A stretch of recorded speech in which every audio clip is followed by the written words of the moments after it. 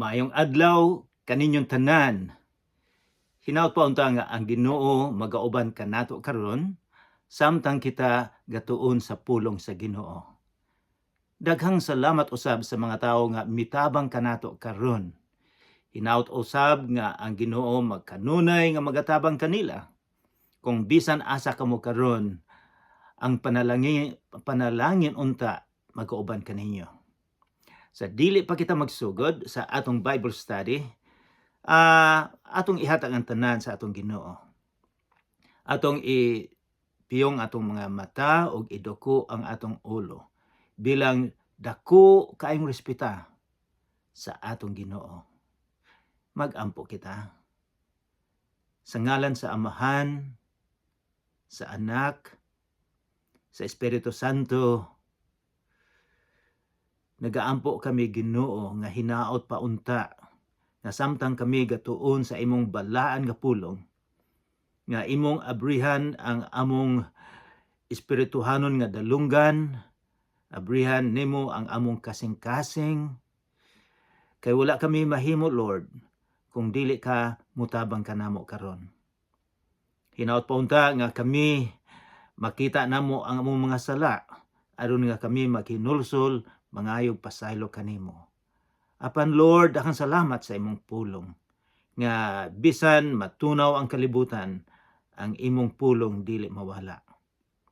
Among giangkon karon nga tungod lang sa Espiritu Santo kami makasabot sa among gitun-an karon. Sa ngalan ni Jesucristo nga among manluluwas. Amen. Sa usang semana atong gitun-an ang chapter 19 sa Lucas. Guys, naa na ba mo sa Lucas kapitulo 20? Apan atong i-review ang kapitulo 19. Kining panahona karon. Kadaghanan sa mga misyon sa atong Ginoong Hesukristo dito sa northern Israel, dito sa Galilea. Pila siya ka tuig dito. Og karon muani na siya diri sa Jerusalem tungod sa ilang plano nga siya magpakamatay didto sa cross aron nga paliton niya ang atong mga sala. So kining pag-travel niya mga usa na lang ni kasimana usa siya ilansang sa cross. Apan samtang nagpaingon sila sa Jerusalem, miagi sila sa usa ka dako kayong syudad, Jericho.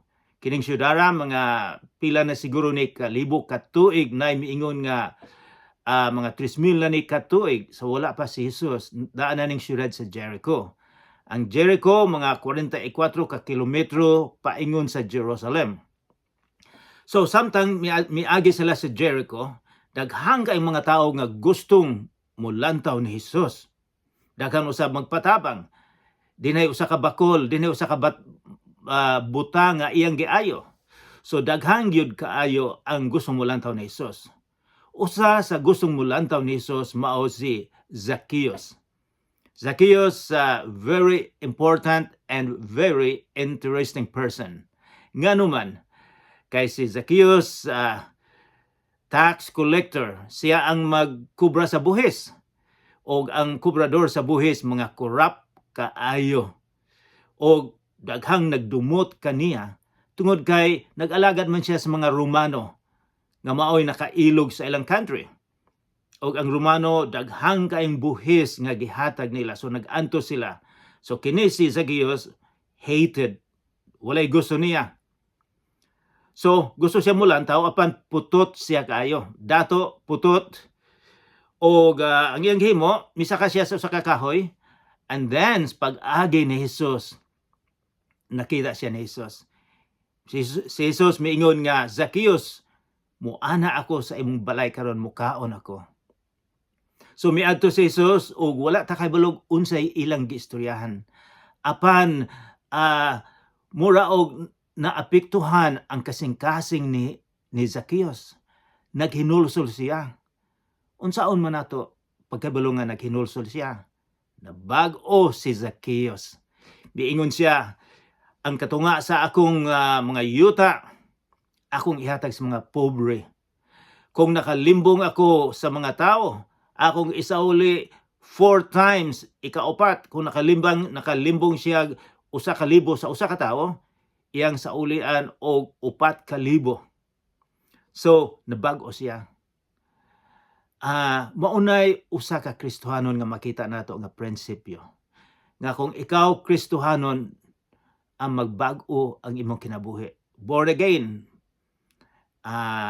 Ang imong importansya sa imong kinabuhi mao na ang kinabuhi nga walay katapusan nga kauban sa atong Ginoong Hesukristo. So, after that, miadto na sila paingon sa Jerusalem. Atong nahibaw-an nga sa Jerusalem pagsulod niya mao'y atong gisaulog sa Pilipinas o sa ubang lugar adlaw sa Lukay nga dahang kaayong miabiba niya, mi welcome sa atong Ginoong Hesukristo.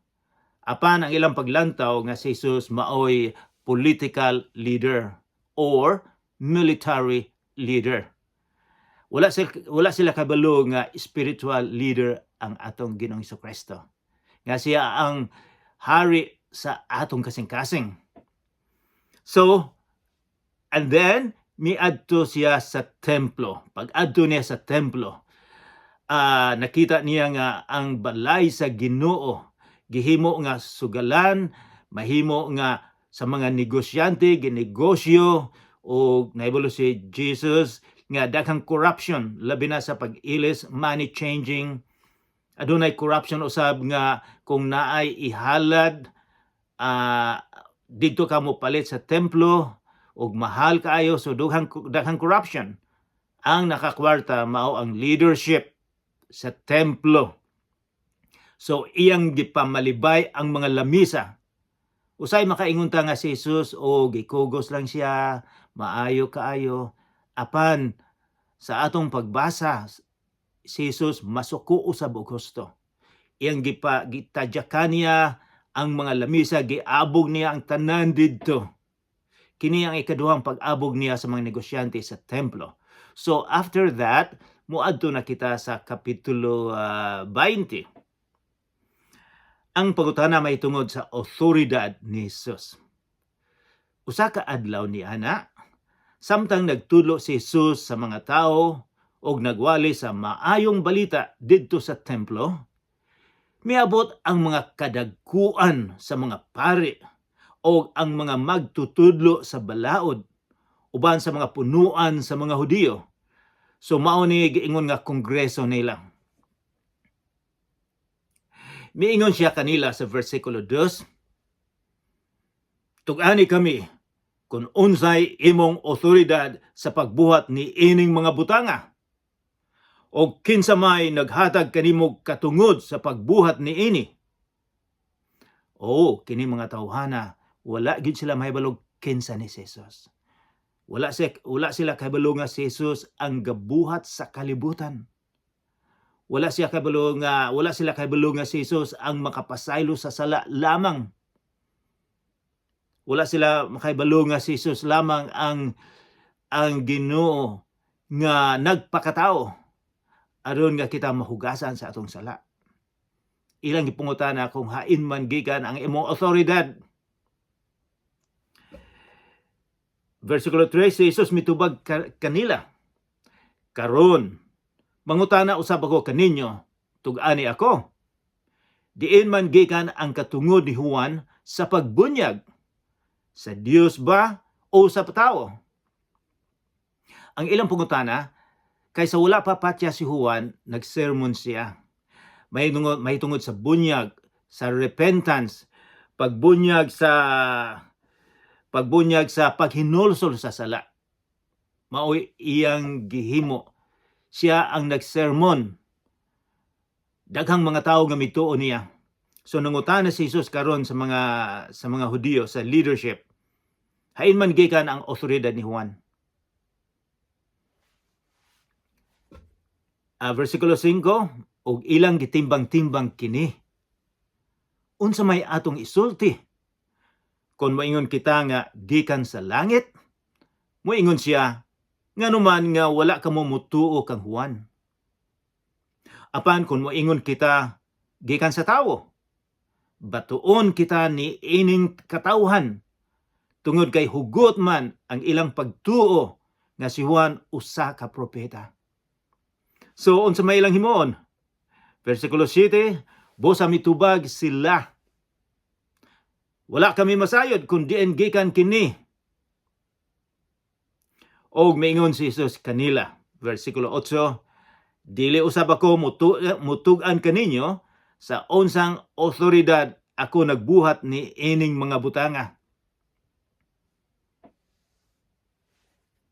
Si Jesus, wala niya likaya ang ilang pangutana. Hinunua.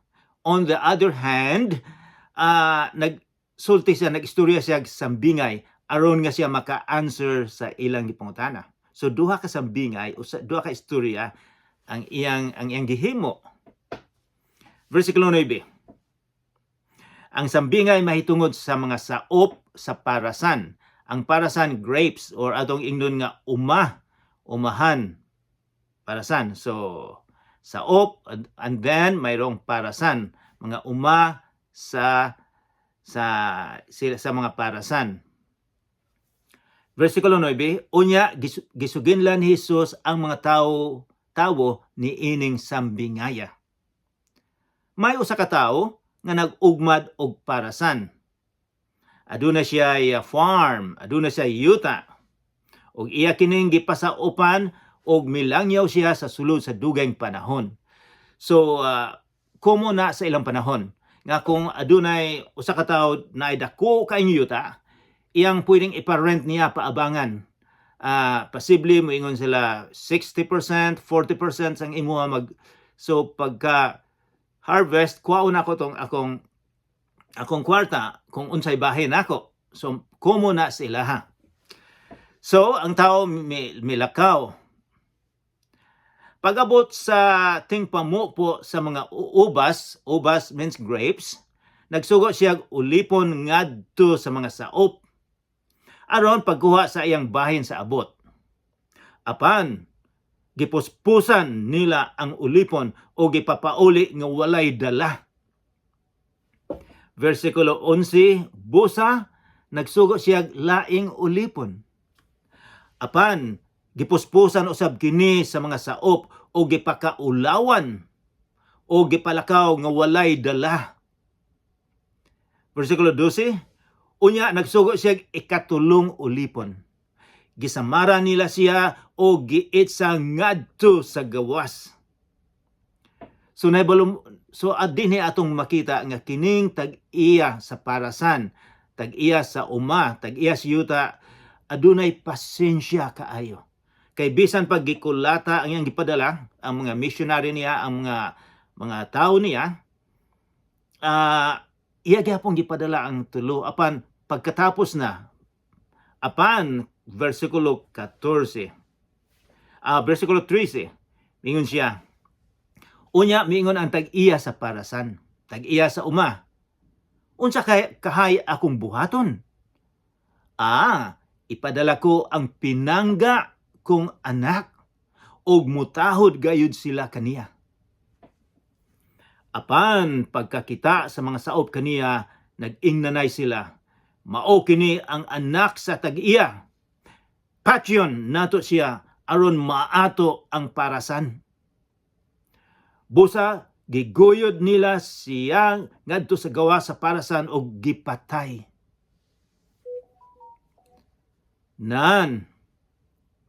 Unsa man ka ang buhaton sa tag-iya sa parasan sa maong mga saop?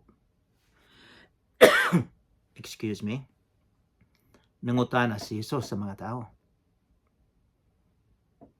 16, iyang adtuon og pamatyon kadtong mga saupa og pasaupan niya ang parasan. Sorry. Og lain. Tugnaw kay diri sa sa among syudad og usahay tungod sa tugnaw mo makaubo og jutay. Pero anyways, everything will be fine. So, sa pagkadungog sa mga tao niini, miingon sila, dili unta kana mahitabo. So, dinhi mohonong kita atong i-explicar.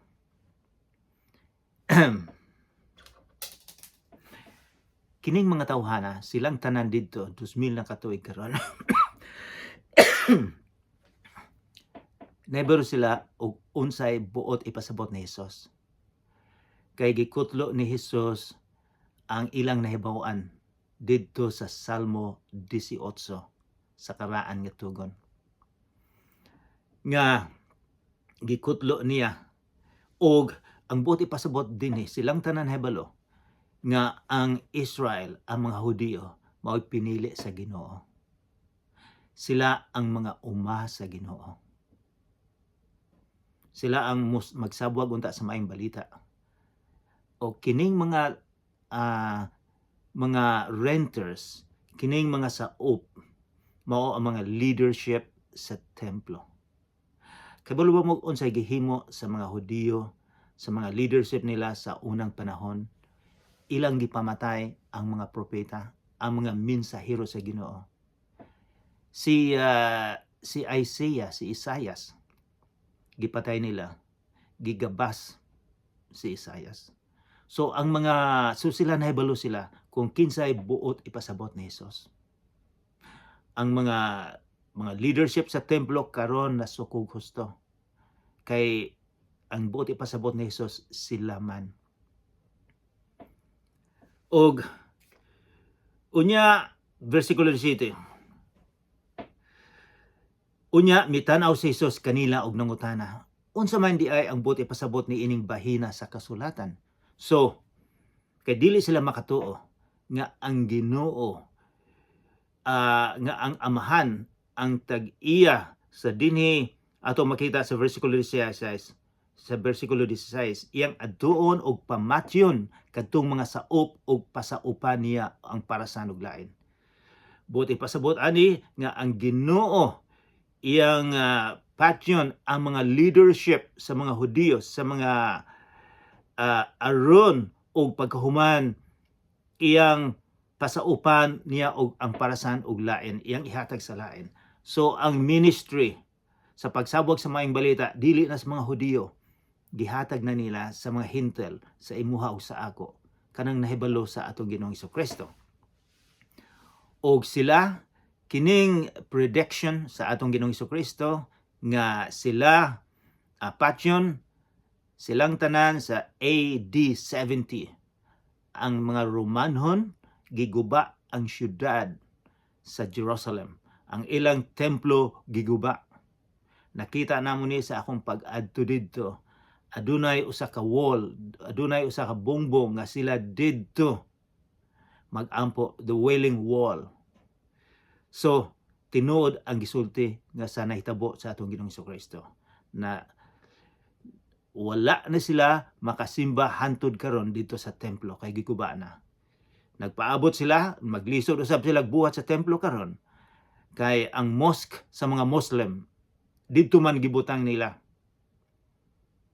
Dito gibutang sa atop sa taas sa ilang templo nga gihimo nila sa 690 AD. Gibutang nila dito. So wala na sila mahimo karon, dili na nila mahimo ang makapahimo og usa ka templo apan gahulat sila. But anyways, ikaduhang example ni Jesus nga iyang giansiran ang pangutana. Unya mitanaw si Jesus kanila og nangutana, unsa man di ay ang buot ipasabot ining bahina sa kasulatan kini sa Old Testament sa karaang tugon nga gikutlo ni Jesus. Kini lisod-lisod na jutay niya siya, ang bato nga gisalikway sa mga magtutukod kay walay kapuslanan, nahimo inoong bato nga labing mahinungdanon. Ang tanan nga mahulog ngadto ni adtong batuha mapusgay apan ang mahulugan niini madugmok. Unsa may buot ipasabot ani sa atong Ginoong Hesukristo nganong iya maning gikutlo gikan sa Salmo. Sa unang panahon, ang mga tao kung maghimo og balay adunay dako kaing bato nga maunay pinakasentro gyud. Kung dili maayong pagabutang sa bato ang balay, hiwi. So mao nay giingon nga ang pinakadakong bato. So Nahibalo sila og wala sila kahibalog kinsa ning dakong bato nga giingon nga gisalikway. Si Jesus ang bato, ang dako kaayong bato sa atong pagtuo. Siya ang atong leader. Miingon siya diri nga kadtong tanan nga mahulog ngadto niadtong batuha mapusgay. So kining mga tawhana, mga leadership sa mga Hudiyo nga naengkwentro niya, nga nagdumot niya, napusgay sila sa AD 70. Naguba siya. Kung kinsa usab kadtong sa may prinsipyo din kung kinsa kadtong dili mutuo sa atong Ginoong Hesukristo, mapusgay usab. Ang uban moingon nga bisag kinsa dinha, ang tanan pareho lang. Dili miingon si Jesus, ako lang ang dalan kamatuuran. Walay makaadto sa langit kundi pinaagi kaniya lamang. Og miingon si San Pedro, walay laing ngalan din sa kalibutan nga gihatag sa Amahan nga ang tawo maluwas sa ngalan lang sa atong Ginoong Hesukristo. Walay lain. Mao na gisulti ni San Pedro. Versikulo 19, ang pangutana may tungod sa pagbayad og buhis. Ang mga magtutudlo sa balaod o ang mga kadagkuan sa mga pari, misulay unta pagdakop kang Hesus ni adtong gayong higayuna, kay nasayod man sila nga nagsugilon siya ni ining sambingaya, batok kanila, nakasabot sila nga siya ang gipasabtan ni Hesus. Apan nahadlok sila sa mga tao. Busa, gipanida nila si Jesus og nagpadala sila mga espiya, mga spy, nga magpakaron ingnon nga mga taong ligdong, mga taong maayo, mga sympathizer ni Jesus, kunwari lang. Gisugo nila sila aron pagbitik kang Jesus.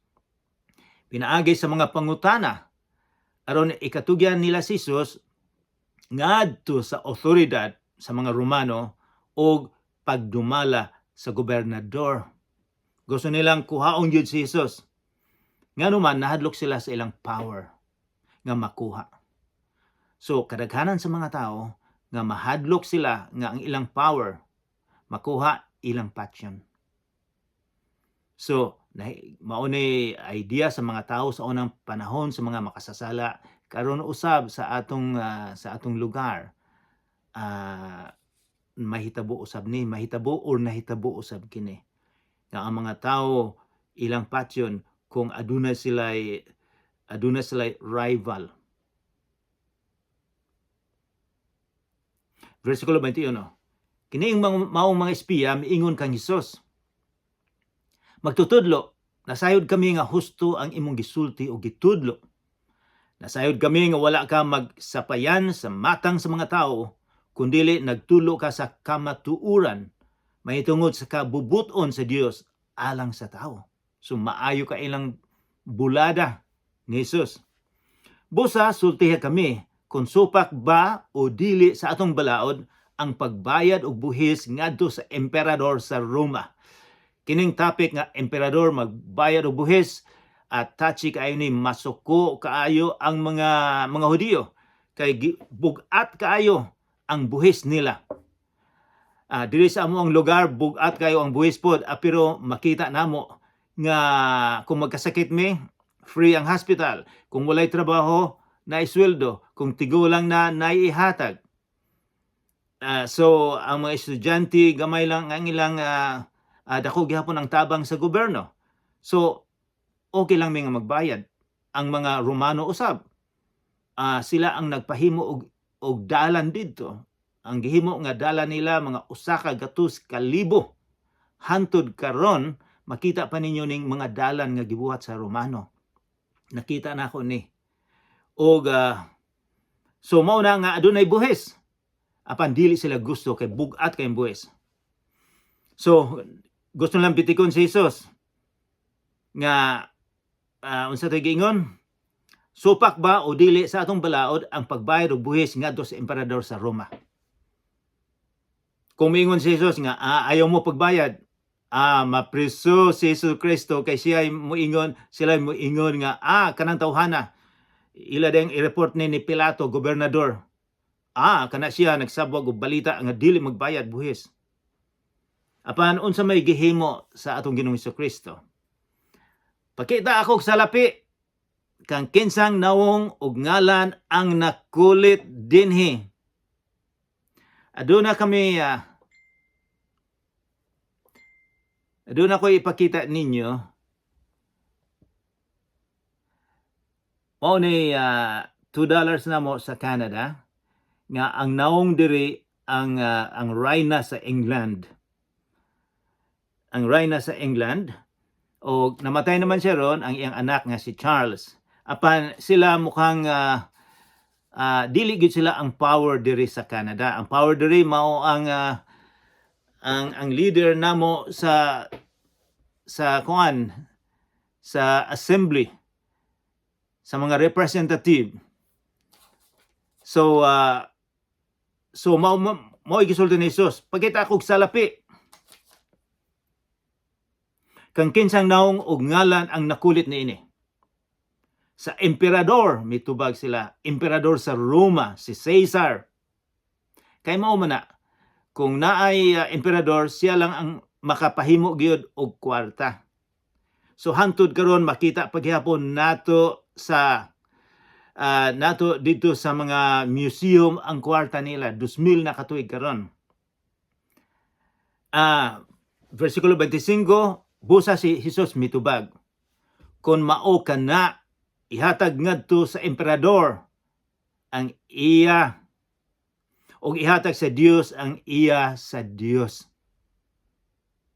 So ang kwarta ihatag mo sa emperador kung kinsa iyaha. Ang mga tao ihatag usab ang ilang kasing-kasing sa Ginoo nga siya lang ang simbahon. Mao'y pasabot ni Jesus. Versikulo 26, ug wala gayud siya mabitik nila atubangan sa katawhan, busa mihilom sila nga natingala sa iyang tubag.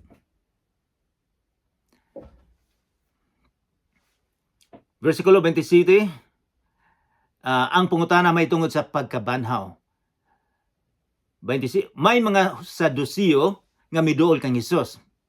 Mao kini sila ang nag-ingon nga ang mga patay dili mabanhaw. Nangutana sila si Jesus kaniya.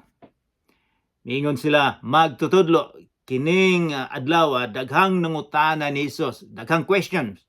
So kining usa ka Saduceo nangutana usab sila, magtutudlo.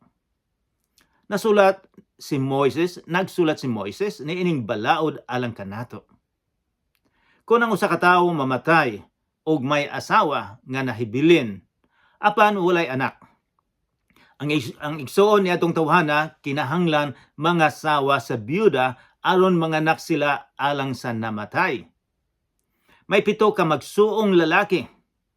Ang kamagulangan naminyo og namatay nga walay anak. Unya ang ikaduhang igsoon nangasawa sa byuda. Ingon man ang ikatulo hangtod nga ang 7 ka magsuon nakapangasawa sa babayi og nangamatay silang tanan nga walay anak. So sa atong panahon karon mag-imbestigar ang mga pulis sa asawa unsa may imong gipakaon sa imong bana nga silang tanan nangamatay man. Sa katapusan, versikulo 32, ang babae namatay usab. Unya sa adlaw sa pagbanhaw na ang mga patay, banhaw ng mga patay. Itong gwapong pangutana, kinsa may siyang asawa nga silang tanan nakapangasawa man kaniya. Si Jesus mitubag kanila. Magminyoay ang mga lalaki o babae ni ining panahona. Apan ang mga lalaki o babae nga angay banhawon o magkinabuhi sa umaabot nga panahon, dili magminyo anay. Walay minyo sa langit, mao sulti ni Jesus. May sama na sila sa mga anghel ug dili na mamatay. Mga anak sila sa Dios kay gibanhaw man sila. So guys, bantayan nimo ang gisulti ni Jesus ha. Miingon siya mahisama. Wala si Jesus maingon nga sila mahimong anghel. Miingon si Jesus, versikulo 26, may sama na sila sa mga anghel. May sama kay dili mamatay. Adunay kinabuhi nga walay katapusan. Mga anak sila sa Dios kay gibanhaw man sila. O klaro nga gipamatudan ni Moises nga banhawon ang mga patay. Diha sa bahin nga nagsaysay may tungod sa sampinit nga nagdilaab. Naghisigot siya may tungod sa Ginoo nga mao ang Dios ni Abraham, Dios ni Isaac ug Dios ni Jacob. Nagpasabot kini nga siya mao ang Dios sa mga buhi ug dili sa mga patay. Kaya lang kaniya ang tanan buhi. Kini diay atong kinabuhi karon aduna diay kinabuhi nga walay katapusan. Unsa may inyong himon sa atong kinabuhi karon? Mopili ba mo sa kinabuhi nga walay katapusan nga uban ang Ginoo o sa usa ka lugar nga walay Ginoo? Pipila sa mga magtutudlo sa balaod miingon, maayong pagkatubag magtutudlo. Ug wala na sila mangahas pagpungutana kang Hesus. Mga kaigsuunan, unsa may atong makuha karon? Unsa may mga prinsipyo nga atong makuha sa atong gibasa, sa atong gitun-an? Usa sa atong makuha nga ang atong Ginoo may otoridad sa atong kinabuhi. Siya lang ang makapasaylo kanato. Walay lain. Ang atong relihiyon dili makapasaylo. Kay siya man lang ang gabuhat, siya lang ang nagpakamatay sa Kalbaryo. Kining adlaw ron mao ni giingon nila nga Semana Santa. Kining adlaw Martes. So pagka Biyernes, iyan ang ihatag ang kinabuhi aron nga ikaw ug ako adunay kaluwasan. Mahimo ba nga inyong huna-hunaon kini? Kung kamo aduna ba'y kaluwasan? Kung wala, ang makahatag og kaluwasan maulang ang atong Ginoong Hesukristo. Dili ang atong relihiyon. So mag-ampo kita. Amahan namong langit noon, daghang salamat nga ikaw mianhid dinhi aron sa pagpalit sa among mga sala. Hinaot pa ito nga kami motuo mosalig kanimo nga ikaw lamang ang among source of salvation, Lord. Pasayloa kami sa among mga sala. Lord, nagaampo usab ako kung kinsa kadtong nagkasakit karon. Palihog hikapa sila. Hikapa usab ang ilang mga kasing-kasing karon, Lord. Sa ngalan ni Jesucristo nga among manluluwas. Amen.